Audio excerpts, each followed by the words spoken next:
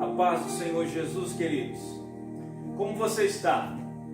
Eu espero de todo o coração que você esteja bem e revestido da graça do nosso Senhor. Eu queria compartilhar uma palavra objetiva com você nesta hora, no nome do Senhor Jesus, que está dentro do Salmo 78 como um todo. Para embasar, eu queria ler o versículo de número 42 e 43, que diz acerca do povo de Israel: não se lembraram do poder de Deus, nem do dia em que Ele os resgatou do adversário, e de como no Egito Ele operou os seus sinais e os seus prodígios. Para quem não sabe, este salmo é um registro histórico que mostra principalmente Israel no deserto. E dentre várias coisas que nós podemos refletir à luz desta parte da palavra de Deus, eu queria que nós pudéssemos ter um olhar de discernimento ao menos em duas coisas. A primeira delas, acerca da maneira como o Senhor Deus é colocado pelo salmista na sua inspiração, na sua manifestação. O salmista vai falar acerca de Deus, em relação a Deus e de suas ações divinas na história de Israel como algo extremamente grandioso e poderoso.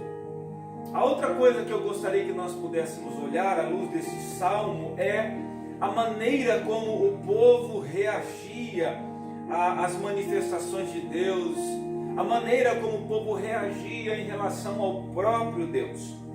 Começando primeiro pela forma como Deus é colocado aqui pelo salmista, nós vamos ver o salmista mostrando que Ele é Deus que faz prodígios, com o propósito de defender o seu povo, com o propósito de abençoar o seu povo. O verso 12 vai dizer que o Senhor, na presença deles, fez prodígios na terra do Egito. O verso de número 13, ainda falando do Senhor Deus, vai dizer que o Senhor dividiu o mar com o propósito de abrir-lhes caminhos e lhes dar livramento. Dividiu o mar, os fez seguir adiante, aprumando as águas. Aleluia. O verso de número 15 e 16 fala do nosso Deus como aquele que deu ao seu povo água da rocha, com um propósito de sustentação da vida. O texto diz aqui: no deserto fendeu as rochas e lhes deu a beber água abundantemente, da pedra fez brotar torrentes, fez manar águas como rios profundos. O verso 23 a 29 vai falar que o Senhor Deus deu ao seu povo alimento dos céus, ainda com o propósito da sustentação da vida, ainda com o propósito de abençoá-los. Ele enviou o maná dos céus, e o povo, pela manifestação do Senhor, pôde comer o pão que só o Senhor dá.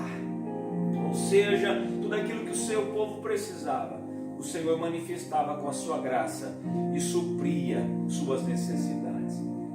Agora, olhando a maneira como o povo de Deus reagia a tudo isso, na leitura que nós fizemos inicialmente falando, o texto vai mostrar que o povo não se lembrou do poder de Deus manifesto, nem do dia em que Ele fez tudo isso, nem do dia em que Ele os resgatou do adversário, de como Ele agiu e operou os seus sinais, os seus prodígios nesse tempo.